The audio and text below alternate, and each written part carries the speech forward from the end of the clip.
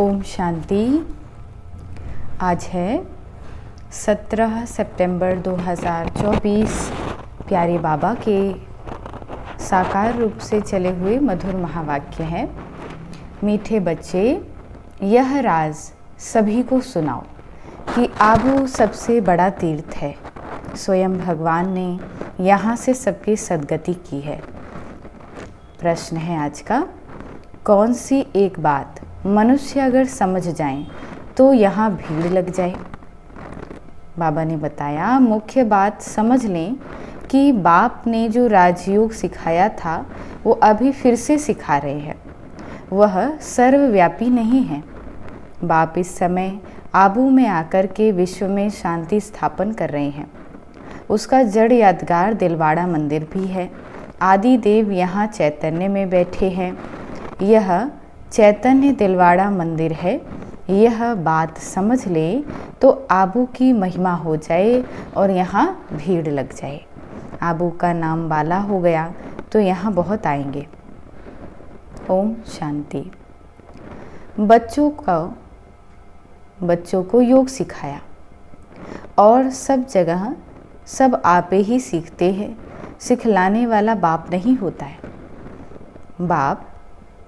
बाबा कहते एक बाप ही हमें मिला है जो हमें राजयोग सिखा रहे हैं।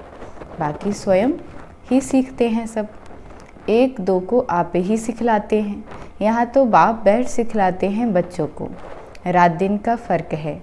वहाँ तो बहुत मित्र संबंधी आदि याद आते रहते हैं। इतना याद नहीं कर सकते हैं, इसीलिए देही अभिमानी बहुत मुश्किल बनते हैं। यहाँ तो देही अभिमानी तुमको बहुत जल्दी बनना चाहिए, परंतु बहुत हैं जिनको कुछ भी पता नहीं है। शिव बाबा हमारी सर्विस कर रहे हैं। हमको कहते हैं अपने को आत्मा समझ बाप को याद करो। जो बाप इसमें विराजमान है, यहाँ विराजमान है, उनको याद करना पड़ता है। बहुत बच्चे हैं जिनको यह निश्चय ही नहीं है कि शिव बाबा ब्रह्मा तन द्वारा हमको सिखला रहे हैं। जैसे और लोग कहते हैं हम कैसे निश्चय करें, ऐसे यहाँ भी है। अगर पूरा निश्चय होता तो बहुत प्यार से बाबा को याद करते करते अपने में बल भरते, बहुत सर्विस करते, क्योंकि सारे विश्व को पावन बनाना है ना। योग में भी कमी है तो ज्ञान में भी कमी है। सुनते तो हैं परंतु धारणा नहीं होती है। धारणा अगर हो तो औरों को भी धारण करावे। बाबा ने समझाया था, वे लोग कॉन्फ्रेंस आदि करते रहते हैं, विश्व में शांति चाहते हैं, परंतु विश्व में शांति कब थी, किस प्रकार हुई थी, वो कुछ भी नहीं जानते हैं। किस प्रकार की शांति थी वही चाहिए ना। यह तो तुम बच्चे ही जानते हो कि विश्व में सुख शांति की स्थापना अब हो रही है। बाप आया हुआ है। कैसे यह दिलवाड़ा मंदिर है, आदि देव भी है और ऊपर में विश्व में शांति का नज़ारा भी है। कहाँ भी कॉन्फ्रेंस आदि में तुमको बुलाते हैं तो तुम पूछो विश्व में शांति किस प्रकार की चाहिए। क्योंकि शांति तो बहुत प्रकार की होती है। बाबा कहते चुप रहना भी शांति है, तो क्या वो चाहिए कि बिना आवाज़ वाली शांति, या जो भीतर का सुकून होता है आत्मा की शांति चाहिए। इन लक्ष्मी नारायण के राज्य में विश्व में शांति थी। वह तो दिलवाड़ा मंदिर में पूरा यादगार है। विश्व में शांति का सैंपल तो चाहिए ना। लक्ष्मी नारायण के चित्र से भी समझते नहीं हैं, पत्थर बुद्धि है ना, तो उन्हों को बताना चाहिए कि हम बता सकते हैं विश्व में शांति का सैंपल। एक तो ये लक्ष्मी नारायण है और फिर इन्हों की राजधानी भी देखना चाहते हो तो वह भी दिलवाड़ा मंदिर में चल कर के देखो। मॉडल भी दिखाया जाएगा ना, वह चलकर आबू में देखो। मंदिर बनाने वाले खुद नहीं जानते हैं, जिन्होंने ही बैठ यह यादगार बनाया है, जिसका दिलवाड़ा मंदिर नाम रखा है। आदि देव को भी बिठाया है। स्वर्ग ऊपर में स्वर्ग दिखाया है। जैसे वह जड़ हैं वैसे तुम चैतन्य हो। इनको चैतन्य दिलवाड़ा नाम रख सकते हैं। बाबा कहते हैं जैसे दिलवाड़ा मंदिर में सब नीचे तपस्या कर रहे हैं, तो आप सचमुच में तपस्या कर रहे हो, परंतु पता नहीं कितनी भीड़ हो जाए, मनुष्य ही मूझ जाएं, यह फिर क्या है, समझाने में बड़ी मेहनत लगती है। बहुत बच्चे भी नहीं समझते हैं, भल दर पर पास में बैठे हैं, समझते कुछ भी नहीं है। प्रदर्शनी में अनेक प्रकार के मनुष्य आते हैं, ढेर मठ पंथ हैं, वैष्णव धर्म वाले भी हैं, वैष्णव धर्म का अर्थ ही नहीं समझते। श्री कृष्ण की बादशाही कहाँ है जानते ही नहीं। श्री कृष्ण की राजाई को भी स्वर्ग वैकुंठ कहा जाता है। बाबा ने कहा था जहाँ बुलावा हो वहाँ जाकर के तुम समझाओ कि विश्व में शांति कब थी। अब ये आबू सबसे ऊंचे ते ऊंचा तीर्थ है, क्योंकि यहाँ बाबा विश्व की सद्गति कर रहे हैं। आबू पहाड़ी पर उनका सैंपल देखना हो तो चलकर दिलवाड़ा मंदिर देखो। विश्व में शांति कैसे स्थापन की थी उनका सैंपल है। सुन कर के बहुत खुश होंगे, जैनी लोग भी खुश होंगे। तुम कहेंगे कि यह प्रजापिता ब्रह्मा हमारा बाप है, आदि देव है। तुम समझाते हो फिर भी समझते नहीं। कहते हैं ब्रह्मा कुमारियाँ पता नहीं क्या कहती हैं। तो अब तुम बच्चों को आबू की बहुत ऊंची महिमा करके समझाना चाहिए।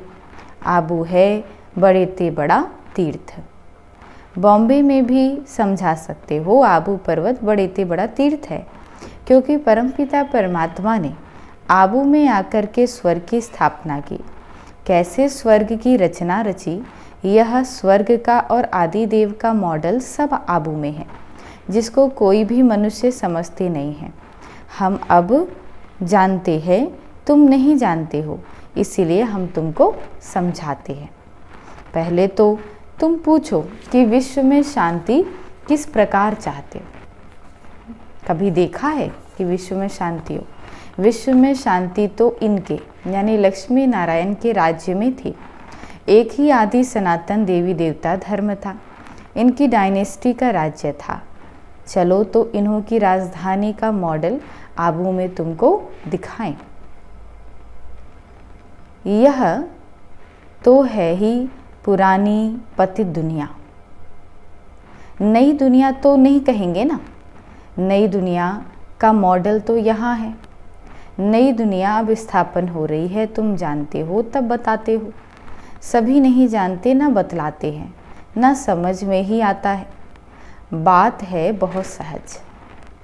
बाबा कहते बात बड़ी सहज है, पर सब समझ नहीं सकते, बता नहीं सकते। ऊपर में ईश्वर की राजधानी खड़ी है और नीचे आदि देव बैठा है, जिसको एडम भी कहते हैं। ये है ग्रेट ग्रेट ग्रैंड फादर। ऐसी तुम महिमा सुनाएंगे तो सुनकर के खुश होंगे। है भी बरोबर एक्यूरेट। कहो तुम श्री कृष्ण की महिमा करते हो, परंतु तुम जानते कुछ भी नहीं हो। श्री कृष्ण तो वैकुंठ का महाराजा, विश्व का मालिक था। उसका तुम मॉडल देखना चाहते हो तो चलो आबू में, तुमको वैकुंठ का मॉडल दिखाएंगे। कैसे पुरुषोत्तम संगम युग पर राजयोग सिखलाते हैं, जिससे फिर विश्व के मालिक बने, वह भी मॉडल दिखावे। संगम युग की तपस्या भी दिखाएं, प्रैक्टिकल जो हुआ उनका यादगार दिखाएं। शिव बाबा जिसने लक्ष्मी नारायण का राज्य स्थापन किया, उनका भी चित्र है। अम्बा का भी मंदिर है।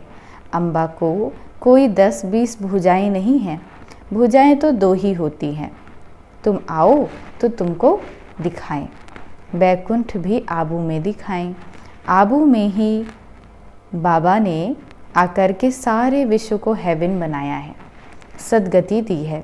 आबू सबसे बड़ा तीर्थ है, सब धर्म वालों की सद्गति करने वाला एक बाप है। उनका यादगार चलो आपको आबू में दिखाएं।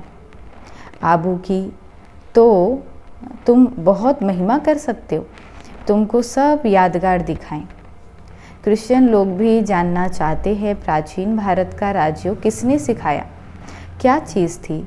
बोलो, चलो आबू में दिखाएं।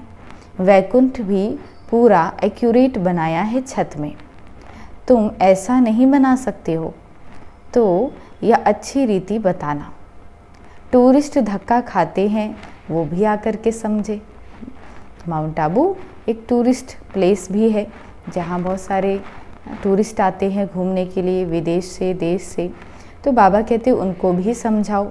तुम्हारा आबू का नाम बाला हो गया तो बहुत आएंगे, आबू बहुत मशहूर हो जाएगा। जब कोई पूछते हैं कि विश्व में शांति कैसे हो, सम्मेलन आदि में निमंत्रण देते हैं, तो पूछना चाहिए कि विश्व में शांति कभी थी?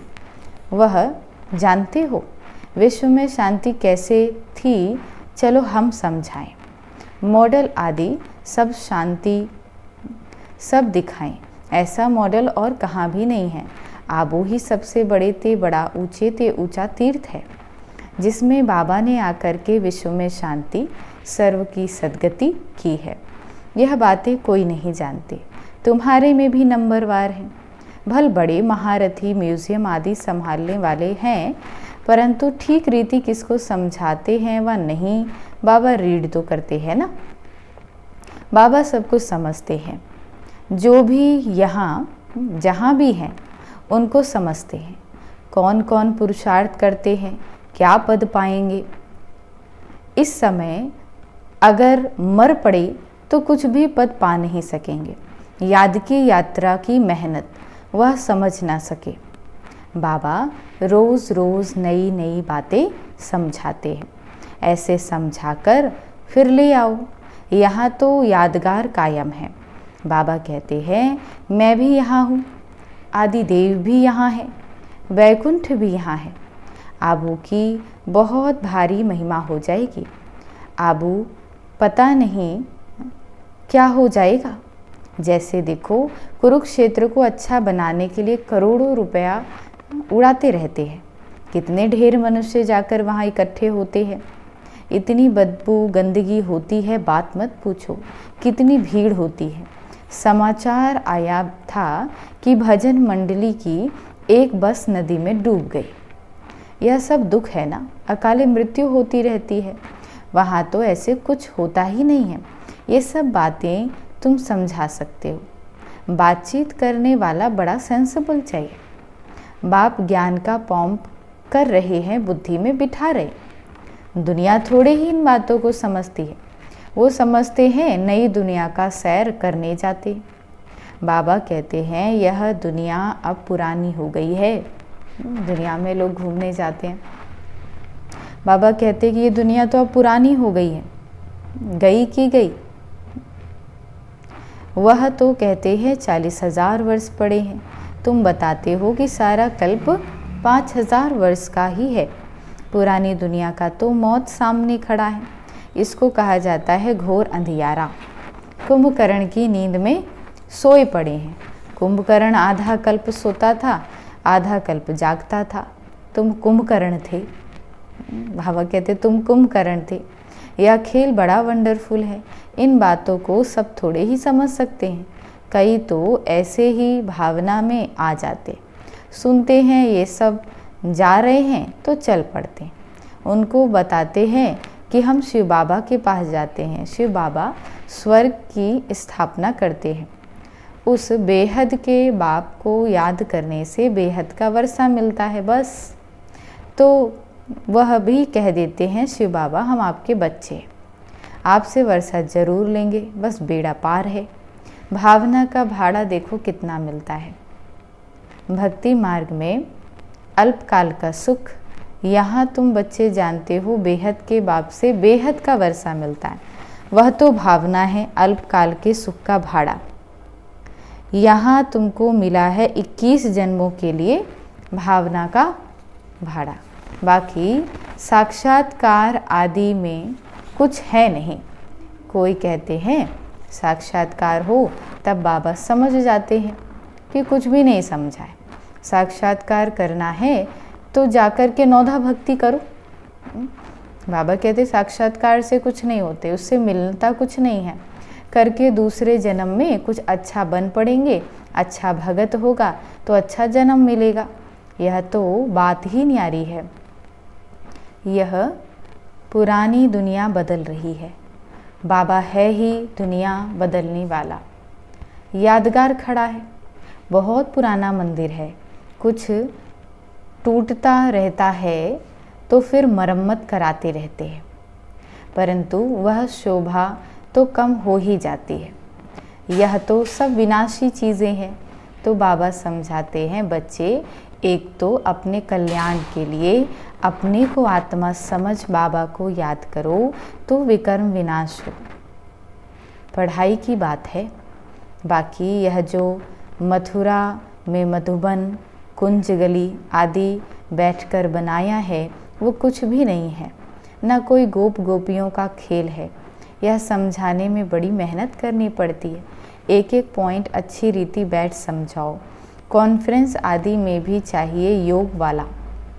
तलवार में जौहर नहीं होगा, किसको तीर लगेगा नहीं। तब बाबा भी कहते हैं अभी देरी है। अभी मान लें कि परमात्मा सर्वव्यापी नहीं है तो भीड़ लग जाए, क्योंकि सर्वव्यापी अगर नहीं है तो फिर एक ही है, और वो कौन है? शिव बाबा है। तब भीड़ हो जाएगी, परंतु अभी टाइम नहीं है। एक बात मुख्य समझ जाएं कि राजयोग बाबा ने सिखाया था, जो इस समय सिखला रहे हैं। इसके बदले नाम उसका डाल दिया है जो कि अभी सांवरा है। कितनी बड़ी भूल है, इससे ही तुम्हारा बेड़ा डूबा हुआ है। अब बाबा समझाते हैं कि ये पढ़ाई क्या है? सोर्स ऑफ इनकम है। स्वयं बाप मनुष्य को देवता बनाने के लिए पढ़ाने आते हैं। इसमें पवित्र भी जरूर बनना है, दैवी गुण भी धारण करने हैं। नंबरवार तो होते ही हैं, जो भी सेंटर्स हैं सब नंबरवार हैं। ये सारा राजधानी स्थापन हो रही है। मासी का घर थोड़े ही है। बोलो, स्वर्ग कहा जाता है सतयुग को, परंतु वहाँ का राज्य कैसे चलता है, देवताओं का झुंड देखना हो तो चलो आबू। और कोई ऐसी जगह है नहीं जहाँ ऐसे छत में राजाई दिखाई हो। भल अजमेर में एक स्वर्ग का मॉडल है, परंतु वो और बात है। यहाँ तो आदिदेव भी है ना। सतयुग किसने और कैसे स्थापन किया, यह तो एक्यूरेट यादगार है। अभी हम चैतन्य दिलवाड़ा नाम लिख नहीं सकते हैं। जब मनुष्य खुद समझ जाएंगे तो आप ही कहेंगे कि तुम लिखो। अभी नहीं। अभी तो देखो थोड़ी बात में ही क्या कर देते हैं, क्रोधी बहुत होते हैं। देह अभिमान है ना। देही अभिमानी को कोई हो ना सके सिवाय तुम बच्चों के। पुरुषार्थ करना है, ऐसे नहीं कि जो नसीब में होगा। पुरुषार्थी ऐसे नहीं कहेंगे, वह तो पुरुषार्थ करते रहेंगे। फिर जब फेल होते हैं तब कहते हैं तकदीर में नहीं था। फेल होने से पहले नहीं कहना, फेल होने से पहले या फिर जब तक रिजल्ट नहीं आया तब तक हार नहीं माननी है। तो बाबा क्या कहते हैं कि जो पुरुषार्थ करता है वो फेल तो होता नहीं, पुरुषार्थ करते रहना है। अच्छा मीठे मीठे सिकी लदे बच्चों प्रति माता पिता बाप दादा का याद प्यार और गुड मॉर्निंग। रूहानी बाप की रूहानी बच्चों को नमस्ते। हम रूहानी बच्चों की रूहानी माता पिता बाप दादा को गुड मॉर्निंग बाबा, नमस्ते। धारणा के लिए मुख्य सार है, देही अभिमानी बनने का पूरा पुरुषार्थ करना है। ऐसे कभी नहीं सोचना है कि जो नसीब में होगा। सेंसिबल बनना है, समझदार बनना है। दूसरी पॉइंट है, ज्ञान सुनकर उसे स्वरूप में लाना है। याद का जौहर धारण कर फिर सेवा करनी है। सबको आबू महान तीर्थ की महिमा सुनानी है। आज का वरदान है, एक बाबा शब्द की स्मृति से याद और सेवा में रहने वाले सच्चे योगी, सच्चे सेवाधारी भव। बाबा ने समझाया, आप बच्चे मुख से व मन से बार बार बाबा शब्द कहते हो। बच्चे हो तो बाबा शब्द याद आना या सोचना ही योग है, और मुख से बार बार कहना कि बाबा ऐसे कहते हैं, बाबा ने ये कहा, यही सेवा है। लेकिन इस बाबा शब्द को कोई दिल से कहने वाले, कोई नॉलेज के दिमाग से कहने वाले, जो दिल से कहते हैं उन्हें दिल में सदा प्रत्यक्ष प्राप्ति, खुशी और शक्ति मिलती है। दिमाग वालों को बोलने के समय खुशी होगी, सदा काल की नहीं होगी। स्लोगन है आज का, परमात्मा रूपी क्षमा पर फिदा होने वाले ही सच्चे परवाने हैं। परमात्मा रूपी क्षमा पर फिदा होने वाले ही सच्चे परवाने हैं। अच्छा, ओम शांति।